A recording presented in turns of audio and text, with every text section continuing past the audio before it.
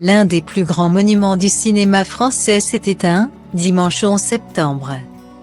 À l'âge de 91 ans, Jean-Luc Godard, réalisateur emblématique de la Nouvelle Vague, a décidé de mettre fin à ses jours en ayant recours à l'euthanasie en Suisse. Il n'était pas malade.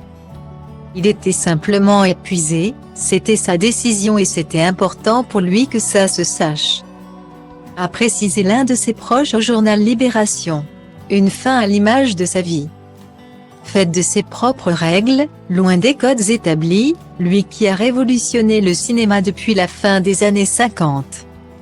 Jean-Luc Godard, c'était aussi un homme aux opinions tranchées. Ce mercredi, Anne-Elisabeth Lemoine et son équipe recevaient Gérard Darmon sur le plateau de C'est à vous pour sa nouvelle pièce de théâtre. L'occasion pour l'animatrice d'interroger son invité sur la mort du réalisateur. Mais à sa grande surprise, la charge du comédien a été extrêmement violente. J'ai peur d'être à contre-courant en parlant de ce monsieur. Le cinéaste qu'il était, ce n'était pas ma tasse de thé, mais c'est surtout l'homme qu'il était qui n'a pas été très bienveillant pour ma communauté. Pour les Juifs en général et pour Israël en particulier, commence-t-il dans un grand silence. Les prises de position de Jean-Luc Godard sur le sujet remontent en effet aux années 70 et lui ont valu de violentes critiques, notamment pour des sorties jugées scandaleuses. Les Juifs font aux Arabes ce que les nazis ont fait aux Juifs, fait-il notamment dire à l'un de ses personnages de Jusqu'à la victoire.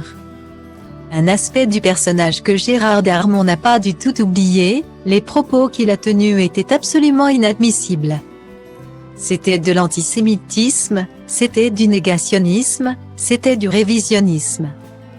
J'ai été plus touché par la disparition de la reine Elisabeth que par Jean-Luc Godard.